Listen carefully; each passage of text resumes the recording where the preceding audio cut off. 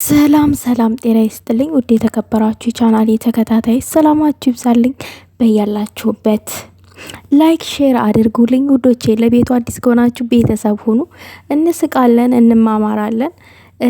ዛሬ የመጣሁትኝና የታዘብኩትኝን ነገር በተለይ ደግሞ ትናንትና ብሩኬ ሀይሚዬ እንዲሁም እሙሽዬ አብረው መጥተው ነበረ። ነገር ግን አንዳንድ ነገር ሲባል ነበረ።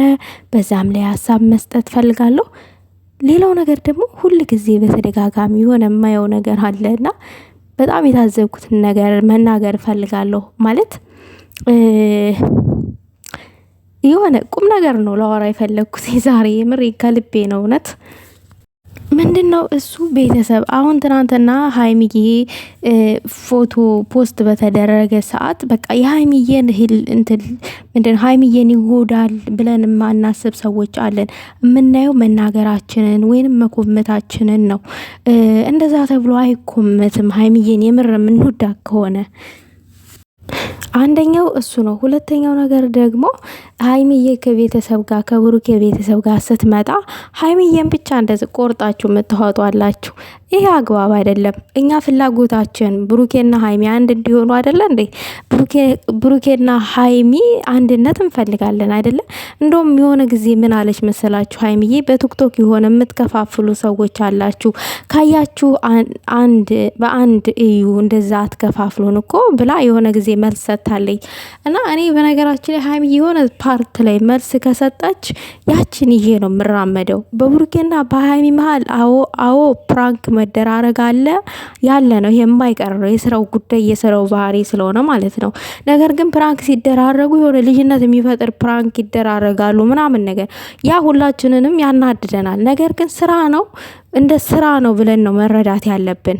ግን ምንድነው እነሱ ሬሊ ዛጋ ትክክለኛ እንደሚዋደዱና አንድ እንደሆኑ ነው የምናስበው። እነሱም አንድ ነን ብለዋል አይደለ? ታዲያ ዛጋ ከቤተሰብ ጋር ስመጣ የሷን ፎቶ ቆርጦ ማውጣት ምን ይሉታል?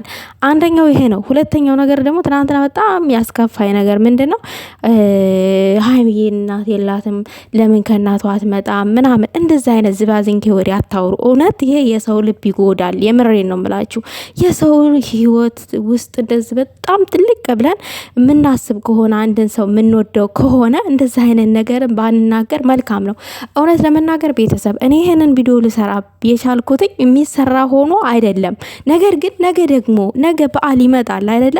ሀይሚዬ ነገ የዛሬ ብቻ አይደለም ተሙሽዬ ጋር የምትመጣው ነገ ቀጣይ የሌላ ጊዜ ማብራት ከመጣለ ይሄ ነገርም ሊደገም ይችላል በሚለው ነው ይሄንን ከወዲሁ አርመን ማለፍ አለብን በማለት ነው ይሄንን ቪዲዮ መስራት የፈለኩትኝ እንጂ መስራት ራሱ አልፈለኩኝም። ነገር ግን ነገሩን ካላረም ነው ይሄ ስህተት ነው ካላልናቸው እነዚህ ሰዎች አይተን ባላየ ካለፍናቸው ነገም ደግሞ ይሄንን ሊያደርጉ ስለሚችሉ ማለት ነው። እና እንደዛ አይነት ነገር ባታደርጉ መልካም ነው። ሌላው ነገር ደግሞ በጣም ያዩትን ነገር ልንገራችሁ የታዘብኩትን እና በቃ እኔ ይሄው ጋጠ ወጥ የሆነ ኮመንት የምትኮምቱት ነገር ማለት ነው። ብሩኬ ሀይሚ ብር ነው የሚፈልገው ፍቅር አያውቅም ምናምን። እኔ እግዚአብሔር ምስክሬ ቴክስቶቹን እያንዳንዷ ስልኬ ላይ ስክሪንሾት አድርጌ ያስቀምጫቸዋለሁ።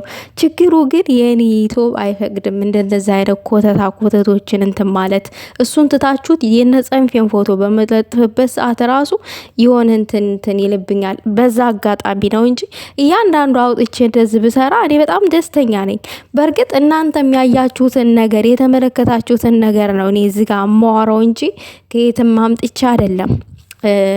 የተረዳችሁኝ ይመስላል አባባሌ ማለት ነው። እና እንደዚህ የሰውን ቅስም የሚነካ ነገር አትናገሩ፣ ጥሩ አይደለም። የታያችሁ ሁለቱ አብረው ነው የሚውሉት። እስከ ቤተሰብ ማስተዋወቅ ደረጃ ደርሰዋል። ጋሽዬ ብሩኬን ያውቃሉ፣ መርቀዋል። ከልቤ ነው ሞድ ብለውታል። ሀይሚዬ ሙሽዬን ያውቃሉ፣ ከልቤ ነው ሞድሽ ብለዋታል።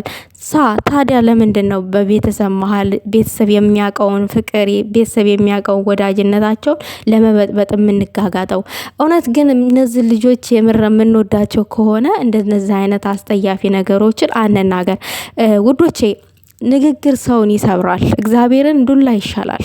ይሄ መመታት እኮ ልትቆስሉ ትችላላችሁ። የንግግር ግን ይሄ የንግግር አጉል ቃላት ልብን ሲሰብር አይጠዳም፣ መቼም ቢሆን ማለት ነው። መቼም ቢሆን እንትን አይደላችሁም። ቁስል የሆነ ጊዜ ይደርቅላችኋል የተመታችሁት። እና በምላስ መመታት ግን በጣም ከባድ ነው። እና ሰውን እንደዚህ ባናደርግ ጥሩ ነው። ብሩኬና ሀይሚ ይተዋወቃሉ፣ እነሱ ይዋደዳሉ ምናምን ነገር እንደዛ አይነት ነገር አታደርጉ። እና ብሩኬ ሌላ ነገር እንዲያስብ ነው የምታደርጉት። እንዲሁም ሀይሚዬን የበለጠ እንዲጠላት ነው የምታደርጉት። እንደዛ በምታደርጉት ነገር አይኖ ወዳችኋት ሊሆን ይችላል ሀይሚዬን እዛ ጋር ቆርጣችሁ የምታወጡት ነገር ግን ባልና ሚስት አንድ አካል አይደለም የሚባለው። እና ባልና ሚስት ነገ ባልና ሚስት ሲሆኑ ብሩኬና ሀይሚ ሲጋቡ አንድ አካል ናቸው አይደለ? ሶ ዛሬ ፍቅር ላይ ጓደኝነት ላይ ናቸው ያሉት። ያንን መረዳት ነው። ትዳር ከምን ይጀምራል? መጀመሪያ ከጓደኝነት፣ ከዛ ደግሞ ወደ ፍቅር፣ ከዛ ነው ወደ ትዳር ፍቅር ወደ ትዳር የሚቀየረው። ስለዚህ እያሰብን ብንጓዝና ብንራመድ መልካም ነው። በሁለቱ መሀል የሚያሻክር ነገር ባናደርግ መልካም ነው። ሀይሚዬን ቅስም የሚሰብር ነገር በቤተሰብ ዙሪያ ባናወራ ጥሩ ነው። በእርግጥ በእናንተ በኮመንታተሮች አልፈርድም። ከዚህ በፊት የሆነች የቤተሰብ አካል የሆነች ይህንን ነገር ወታ ስለተናገረች በይፋ ጥሩ ነገር ያወራች መስሏት እና ያችን ይዘን ነው ሁላችንንም እንደዚህ አይነት ነገር በሰው ላይ ጠባሳ ለማሳረፍ እምንሯሯጠው አይደለ እንዴ? ታዲያ አሁን እኛ የምናውቀው ምርጥ አባት ጋሽዬ አሉ፣ ማዘር አሉ እና ከአባትም በላይ አባት ናቸው ጋሽዬ፣ ማዘርም አሉ እዛ ጋር። ስለዚህ እንደዛ በደፈነው እንደዚህ ሰውን ቅስም የሚሰብር ነገር ባናደርግ ጥሩ ነው። በጣም ጥሩ ነው ባይነኝ። ሀሳብ አስተያየት ካላችሁ በኮመንት አስቀምጡ። ሰላማችሁ ይብዛልኝ የኔ ውድ ቤተሰቦች በያላችሁበት ይችላል።